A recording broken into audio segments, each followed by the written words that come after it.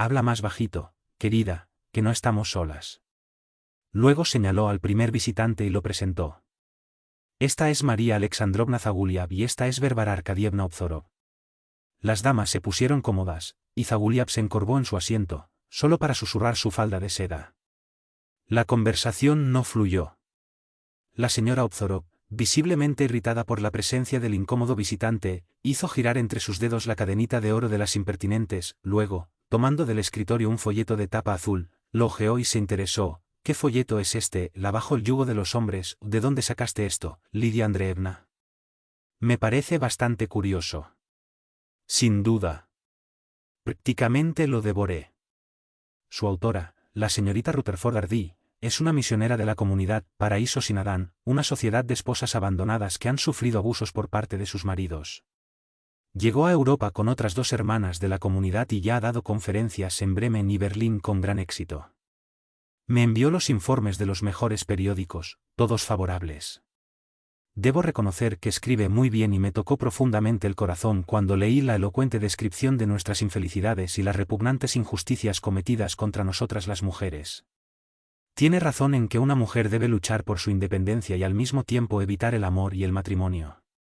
Lo más probable es que sea una solterona descargando su ira en porque no pudo encontrar un marido, observó Obzorov, hojeando nerviosamente el folleto. La baronesa se rió y luego tomó el retrato de Ellen del cajón de su escritorio. Mi prima, Nina Nadler, envió el retrato de la señorita Rutherford desde Nueva York. Míralo, babá, y asegúrate de que no fue la vejez o la fealdad lo que te hizo misionera del Paraíso Sin Adán. De verdad, ella es hermosa. Así que la señorita Rutherford predica contra el matrimonio por pura convicción. Por cierto, la señora Obzorov se llevó el pañuelo de encaje a los ojos. Tiene mucha razón. ¿Quién de nosotros se habría casado si hubiera sabido lo que nos deparaba el matrimonio? Las damas intercambiaron comentarios ácidos sobre sus maridos. María Alexandrovna escuchaba atentamente. Quería expresar su opinión en la conversación, pero no sabía cómo. Al no estar oficialmente casada, no podía quejarse de su esposo. A pesar de llevar en su corazón una larga lista de males recibidos de los hombres, no podía hablar de su infidelidad sin traicionarse a sí misma. Finalmente, decidió ponerse del lado de Ellen. Sin duda, es preferible vivir del trabajo que venderse a la primera persona que aparece, solo para obtener el título de señora, sin pensar en las decepciones que nos esperan, especialmente hoy en día, cuando los hombres son muy depravados y avaros, interesados solo en la dote, sin dar ningún valor a las cualidades personales de las mujeres. Veo que ustedes, damas, serán ardientes defensoras de la señorita Rutherford. Así que me complace informarle que llegará pronto.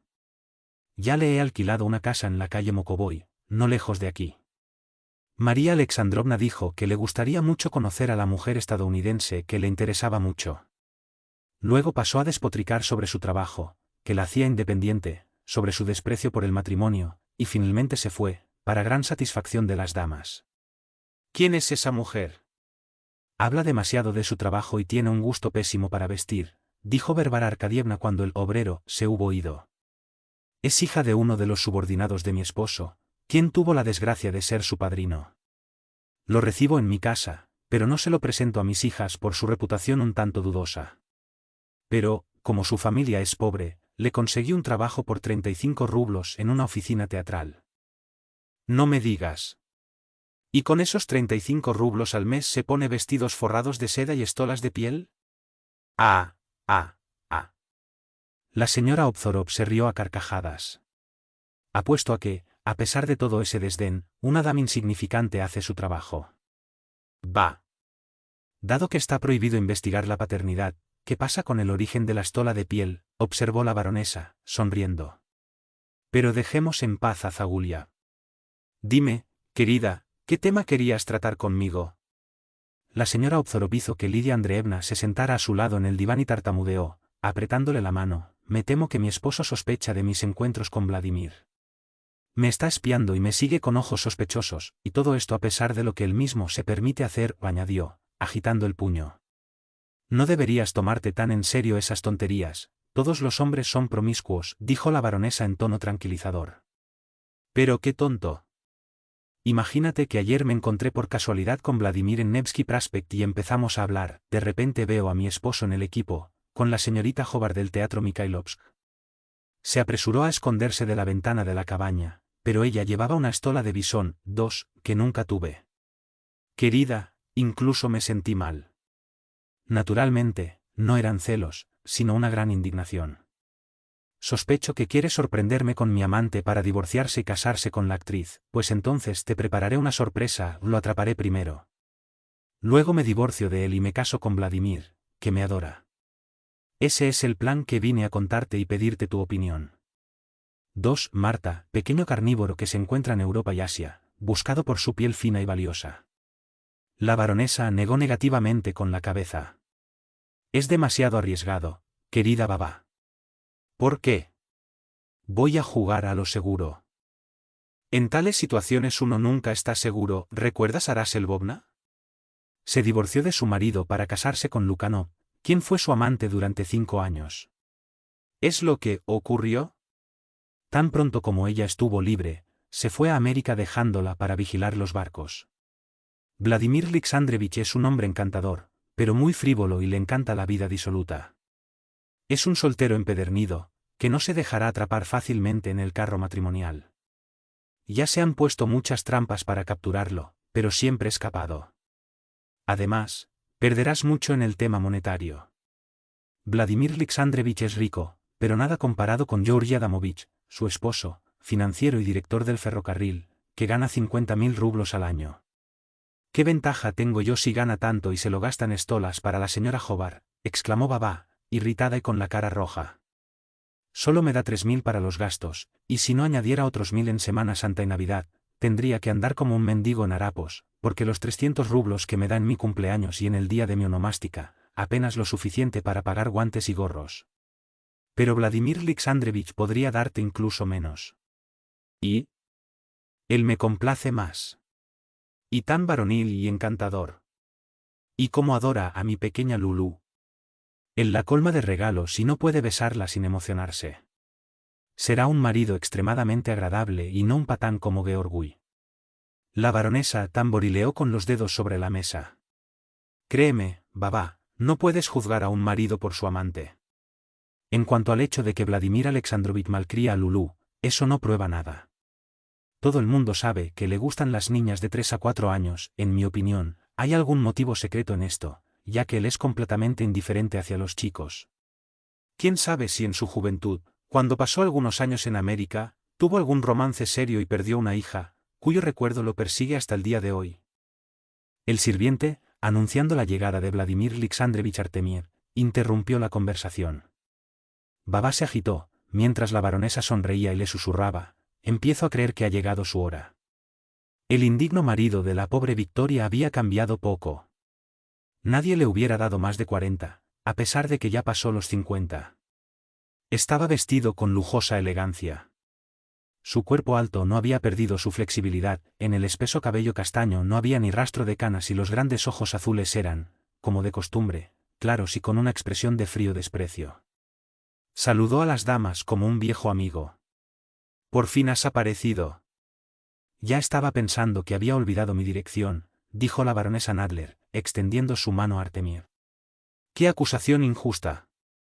Tenía la intención de venir aquí para presentar mis respetos tan pronto como supe que habías regresado del pueblo, pero asuntos del gobierno». 64. No me des esa charla. Como si no supiera que usted se ocupa mucho más de los asuntos de Eros que de los asuntos del gobierno, interrumpió la baronesa riendo. Vladimir Alexandrovich no puso objeciones y siguió acariciando con la mano su sedosa barba, en la que brillaba un enorme solitario. Mientras tanto, Lidia Andreevna continuó: ya que estás aquí, te secuestraré para el almuerzo. ¿Y tú, babá, puedes hacernos compañía? Con mucho gusto. Mi esposo está almorzando con un amigo del banco. Perfecto.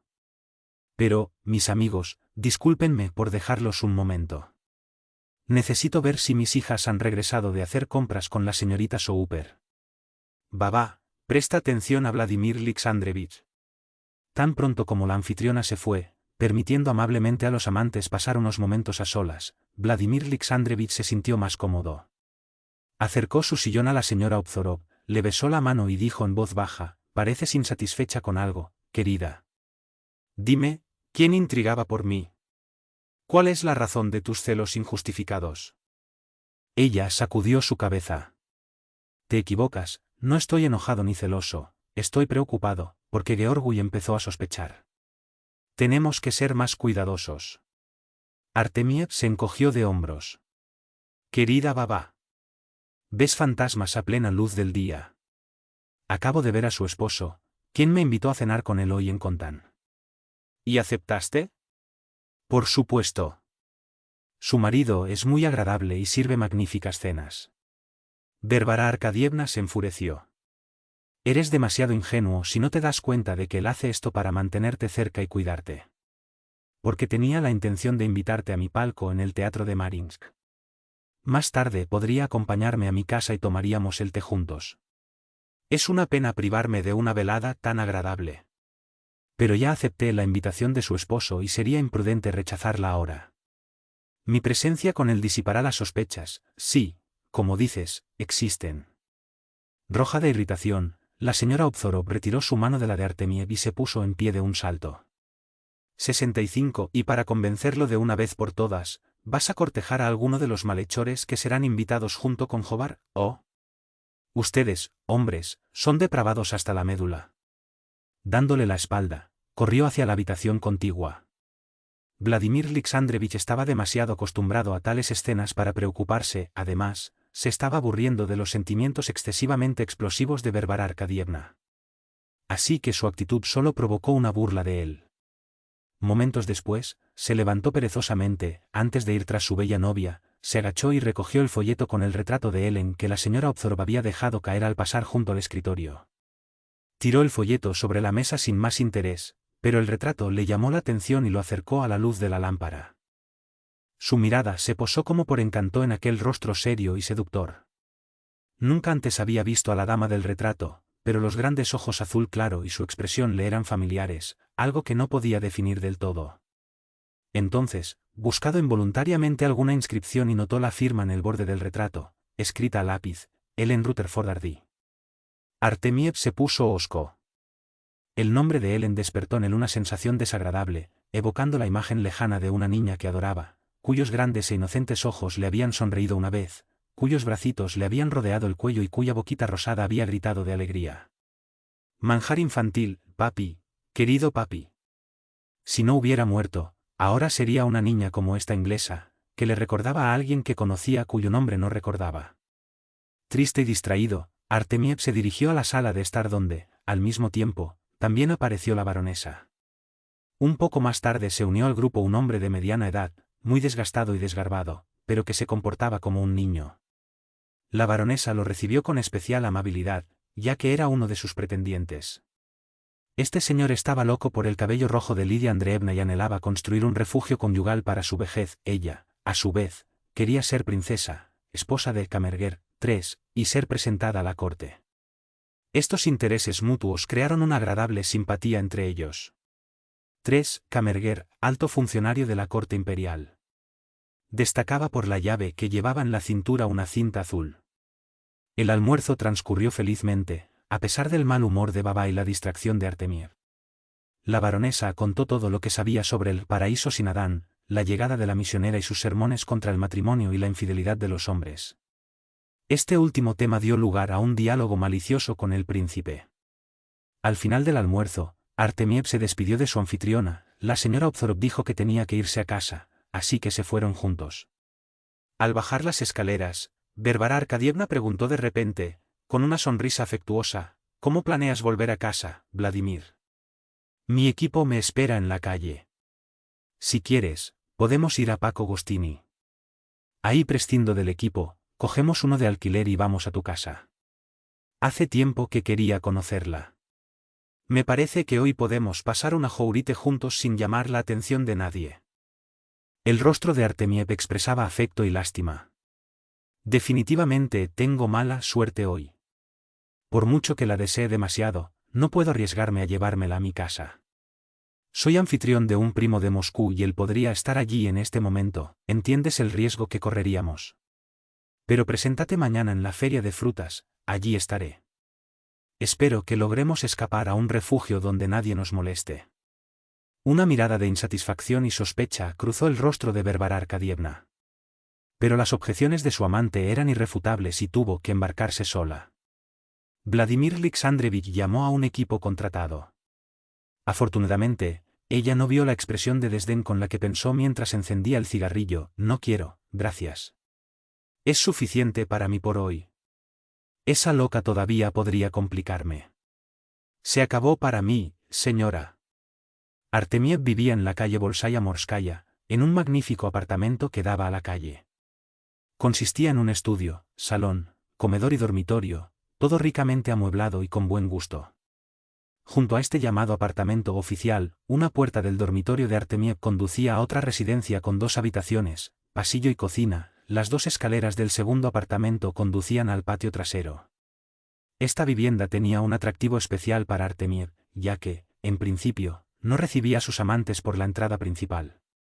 Sus numerosos visitantes entraron por la puerta del patio trasero. Para recibirlos se instaló un lujoso boudoir, con iluminación eléctrica y gruesas cortinas en la ventana, que ocultaban los secretos del acogedor nido de miradas indiscretas. De vuelta a casa, sabiendo que nadie había estado allí durante su ausencia, Vladimir Alexandrovich entró en el dormitorio. Cambiado su chaqueta por bata y pidió una taza de té con brandy. Se sentía nervioso y malhumorado. Se tumbó en el diván bajo y mullido, cogió una revista y empezó a leer. No habían pasado 15 minutos cuando, en la habitación de al lado, se escuchó una voz irritada, pronunciando palabras rusas inapropiadas.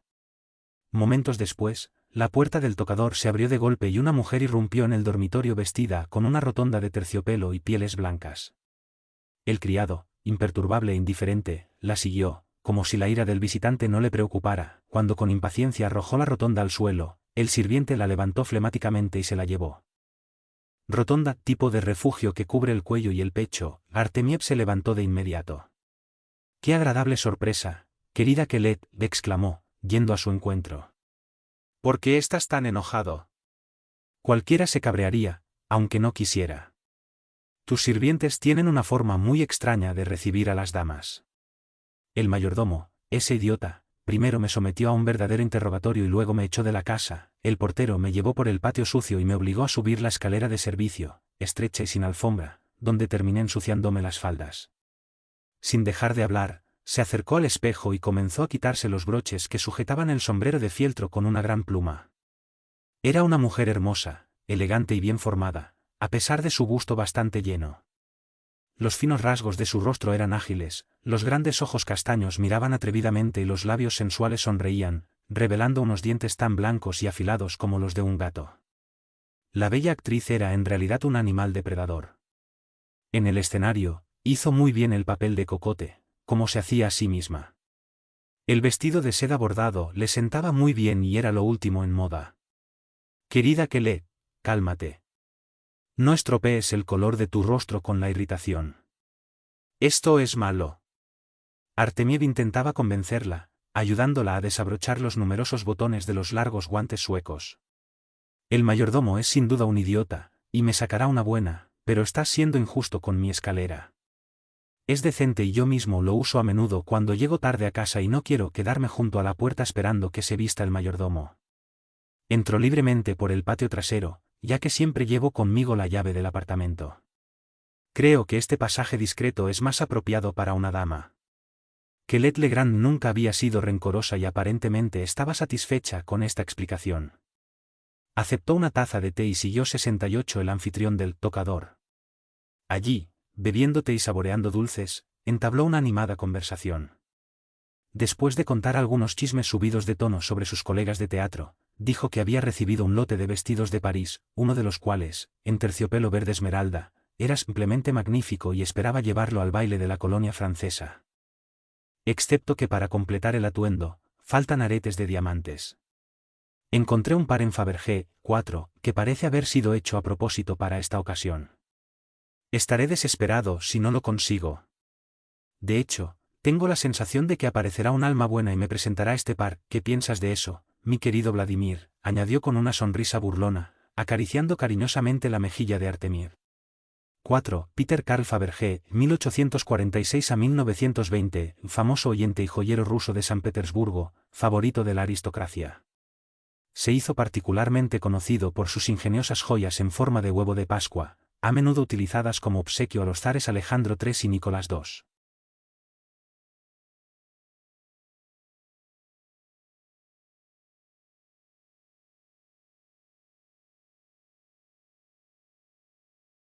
Vez más alegre.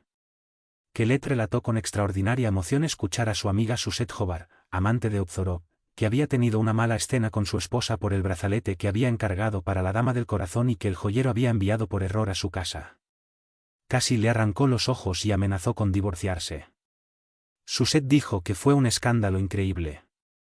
Gracias a Dios que no estás casada, querida, de lo contrario me pondría de los nervios.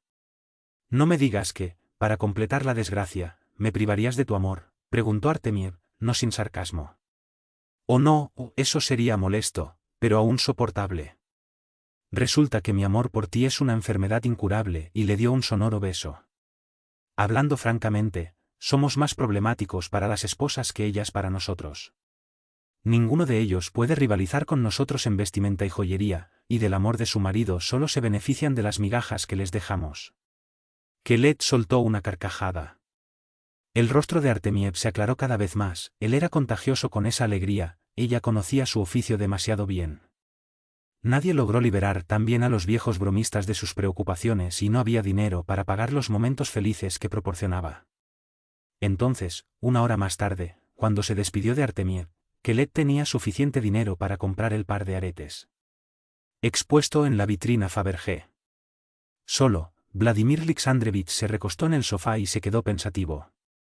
El buen humor pasajero se disipó y lanzó una mirada cansada a la lujosa decoración con sus espejos y alfombras perfumadas. Por aquí pasaron tantas mujeres, desde jóvenes e inocentes campesinas hasta cocots de corta carrera, desde alguna famosa dama del inframundo, hasta mujeres de sociedad, caídas al punto de correr al departamento de su amante. Todos, en esa misma habitación, escucharon de las mismas sucias promesas de amor y se deleitaron con el mismo afecto fugaz. Para tantos años, había perseguido incansablemente los placeres y las conquistas fáciles en todo caso, experimentando el desenfreno en todas sus formas y matices, buscando siempre, sin encontrar, algo nuevo que pudiese refrescar sus desgastados y embrutecidos sentimientos. A pesar de sus esfuerzos, quedó con una saturación, un cansancio y una insatisfacción que no lograba comprender. A veces, como ahora, en momentos de soledad, del fondo de su conciencia surgía un pensamiento incómodo que perturbaba su paz y no desaparecía ni con el ruido de la orgía y los chorros de champán. Su imaginación, con persistencia enfermiza, le representó dos tumbas lejanas, no lo molestaban porque había un océano enorme entre ellos, pero el recuerdo de esas tumbas abandonadas envió un escalofrío a través de su cuerpo. Frotándose la frente con la mano, Artemiev intentaba enérgicamente deshacerse de los pensamientos problemáticos y empezó a pensar en Kelet, la alegre y encantadora Kelet. En vano trató de resucitar la alegría que ella le provocaba, terminó sintiendo un profundo asco por la bella pecadora. ¿De qué servía aquella mujer que casi por casualidad se convirtió en su amante, una depravada que vendía y se compraba como todas las demás como ella? Como si él no supiera que, emocionada por la cantidad de dinero que ella le había sacado para satisfacer su capricho, correría rápidamente hacia otro hombre. Incluso sabía quién, un chico mucho más pobre, pero que a ella le gustaba más. ¡Qué horror! Qué idiota y repugnante era esta situación, tan repugnante como el asfixiante perfume que llevaba Kelet, que impregnaba toda la habitación y que Vladimir Alexandrovich no soportaba cuando estaba de mal humor. Levantándose del diván, fue al estudio, primero le dijo al sirviente que abriera la ventana del tocador. Para ahuyentar los pensamientos molestos, Artemiev decidió escribir algunas cartas, que habían sido pospuestas por algún tiempo. Sentado en el escritorio, releí la correspondencia que exigía una respuesta. Una carta del administrador de la finca que estaba ubicada en las afueras de Moscú era especialmente importante y requería una solución urgente. Al examinar las cuentas adjuntas a la carta, Artemiev decidió compararlas con las anteriores. Con eso en mente, se dirigió al dormitorio, donde se guardaban todos los documentos comerciales en una caja fuerte. La lámpara del techo iluminó la amplia habitación con una luz tenue, dejando en sombras los rincones lejanos y la cama medio cubierta por una cortina de seda. Vladimir Alexandrovich se acercó a la caja fuerte a los pies de la cama y estaba a punto de abrirla cuando, de repente, recordó con dolorosa claridad un hecho inexplicable que había ocurrido hacía algunos años en esa misma habitación.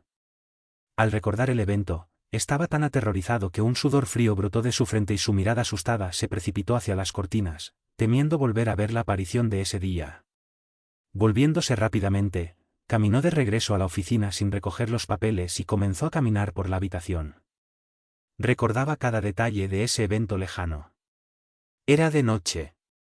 Regresaba de beber en un restaurante de moda en las afueras de la ciudad, donde había estado con Charlotte Simpson, la amante que había traído de América, que todavía vivía en ese momento. Estaba feliz, despreocupado y escuchaba las cancioncitas traviesas que el cantante interpretaba entre risas. En ese momento ella apareció en su memoria como si estuviera viva, con su rostro pintado y su mirada desvergonzada. Después de dejar a su amante, regresó a casa cansado pero de muy buen humor. Se quitó la ropa, abrió la caja fuerte, echó dentro unos papeles.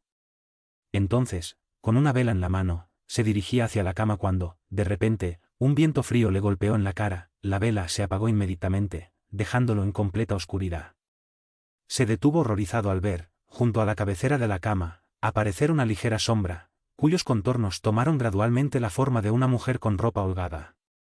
Antes de él estaba Victoria, su cabeza estaba envuelta en un aura fosforescente, sobre un deslumbrante fondo blanco se delineaba claramente su abundante cabellera. El cabello rubio, el rostro delicado, pálido como la muerte y sufriente y los grandes ojos oscuros, que lo miraban de manera severa y amenazadora. De repente, los labios del espectro se movieron y una voz débil, como si viniera del más allá, dijo claramente: «Felicidades, verdugo. Tu trabajo está hecho». Artemiev cayó sobre la alfombra con un grito ahogado. El sirviente, que había estado ausente por un momento, entró precipitadamente, encendió la vela y encontró a su amo tendido sin sentido junto a la cama. 71.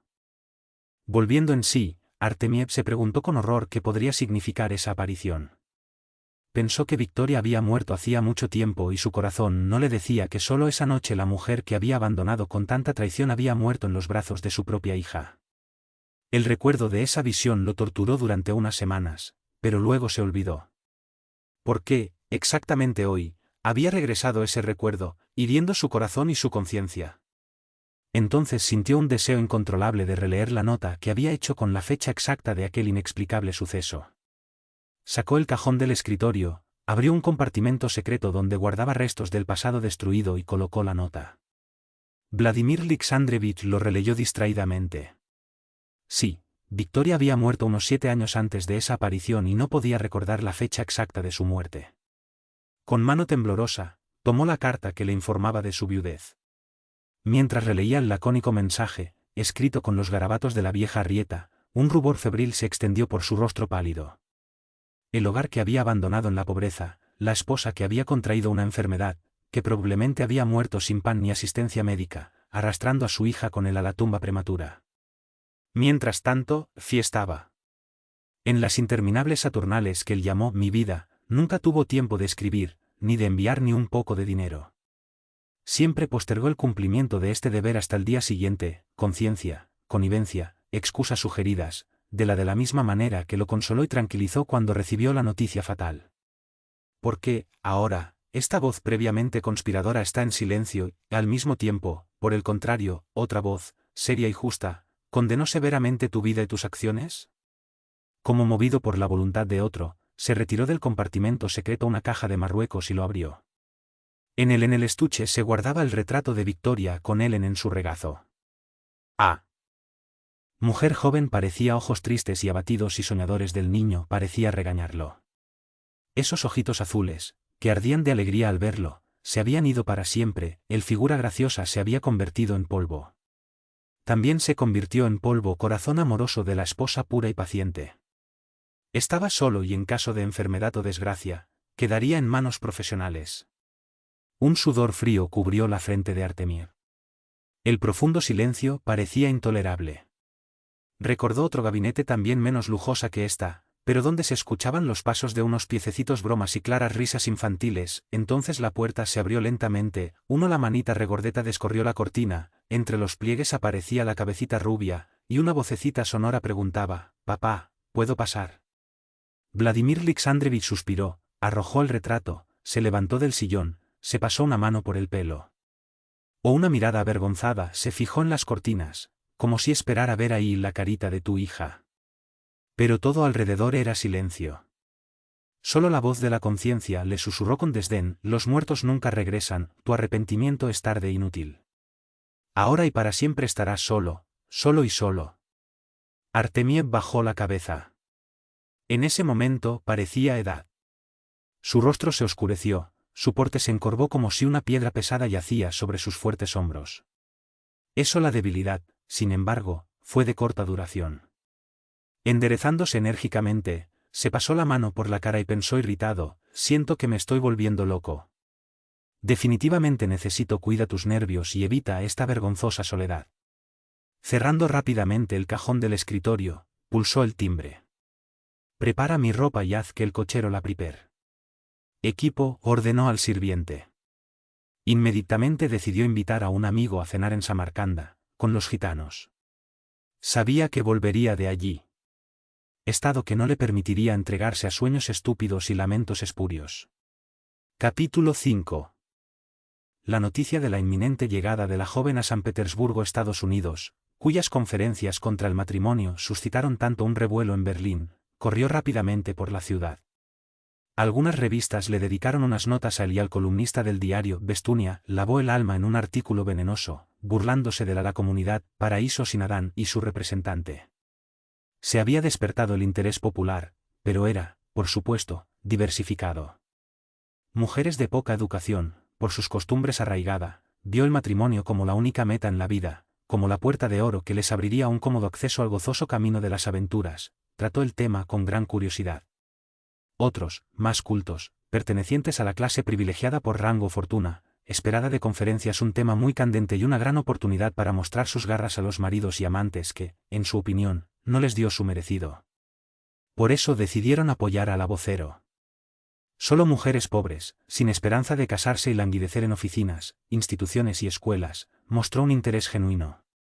Los trabajadores cansados, caras pálidas y ojos hinchados por el trabajo, que no esperaban nada más bueno en la vida, ni tenían faldas de seda o sombreros elegantes, porque el salario magro para el trabajo agotador apenas pagaban el pan de cada día, anhelaban inconscientemente reacción y se interesó demasiado en el estadounidense que predicaba el orgullo en el trabajo y eliminación de prejuicios. Ella los hizo crecer en sus propios ojos, enseñándoles que la mujer no puede ni debe depender del hombre, malicioso, irresponsable, que admitía solo dos tipos de mujeres, las que servían para casarse y las que eran para entretenimiento, si eran bellas o suficientemente depravado, reemplazando la belleza con la falta de modestia. Pero, a pesar de estos convencidos partidarios de la libertad, las mujeres eran numerosas, estaban dispersas, oprimidas por la situación de dependencia y pobreza, sin realizar cualquier papel en el orden social. A cambio, los fanáticos entusiastas, a falta de otra cosa, causaron mucha fanfarria, confusión y organizó un digno recibimiento a la bella defensora de la causa femenina.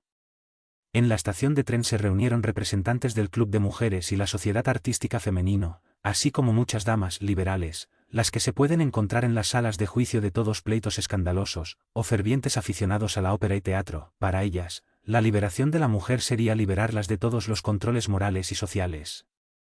Al bajarse del carruaje, Ellen estaba gratamente sorprendido por la acogida amistosa y halagado por la cálidos discursos de bienvenida y fuertes apretones de manos que recibió, lleno de grandes esperanzas de éxito y gran respeto por las mujeres rusas, que así lo han expresado: coraje tus convicciones a pesar de que fue tan injustamente calumniado. Se embarcó con Nelly en la tripulación enviada por la baronesa Nadler que la llevaría a la residencia alquilada.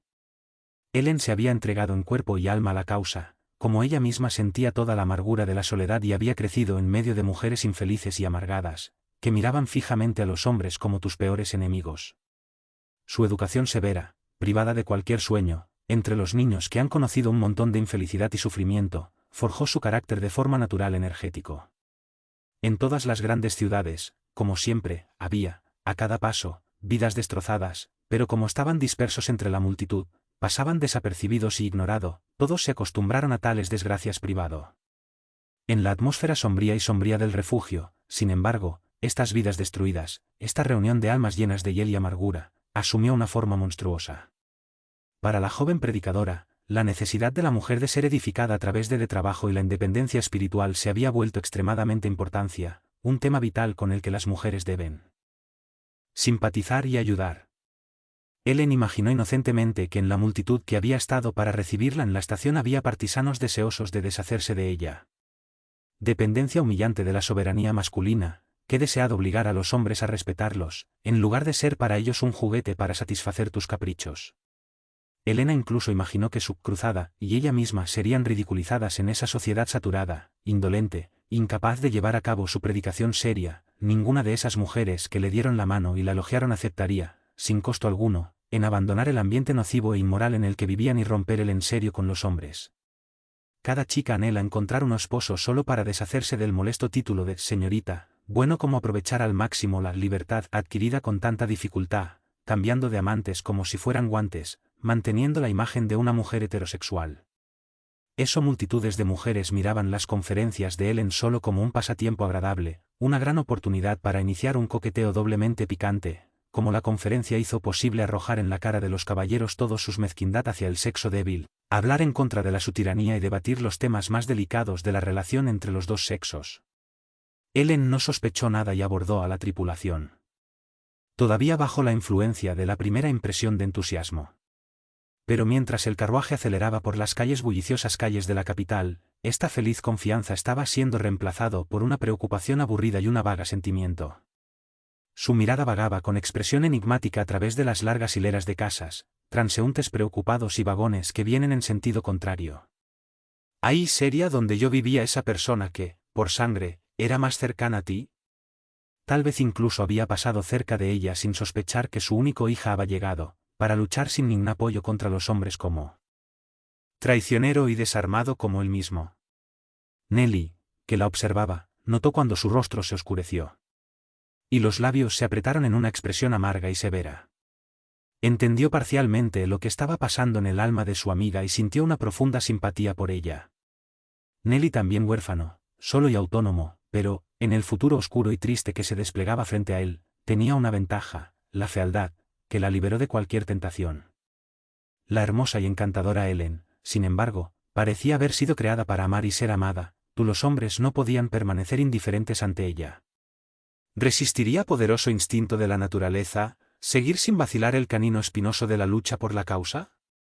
La tripulación se detuvo, interrumpiendo los pensamientos de Nelly. Desembarcaron y subieron al segundo piso donde estaba preparado para ellos un pequeño apartamento. Fueron recibidos por institutriz inglesa a las niñas Nadler, quien dijo que la baronesa la había enviado a recibir a la señorita Rutherford y su compañero y daros las primeras indicaciones. Enseguida, añadió que la baronesa vendría a visitarlos al día siguiente y detallaría las condiciones de alquiler del apartamento y sirvientes, que constaba de 2 camareras, 2 sirvientes, un cocinero y cochero. La inglesa también explicó que, cuando al lado de la residencia, había un salón con capacidad para hasta 300 personas, contratadas para las reuniones de la Sociedad de Agricultura, que la señorita Rutherford podría usar para su discurso sexto, por supuesto, si se les permitiera. Ellen agradeció calurosamente a la joven inglesa, cuyo rostro pálido y cansado demostró claramente la vida agradable que llevó a casa de la baronesa. Cuando se fue, los viajeros comenzaron a instalarse en la nueva residencia. Cada uno eligió un dormitorio, la sala de estar y la cena sería común. Ellen ha reservado para ella y Nelly una oficina para recibir visitas que pudieran presentarse buscando consejo e información. Nelly asumió el papel de la secretaria de Ellen, Miss Emmy Roberts sería la asistente de ellos, mientras que la señora Forrest era exclusivamente responsable de las tareas del hogar y el bienestar material de los pequeños comunidad. Resuelto todo, las señoras fueron a instalarse en sus habitaciones, según sus gustos y costumbres, dándoles una apariencia individual.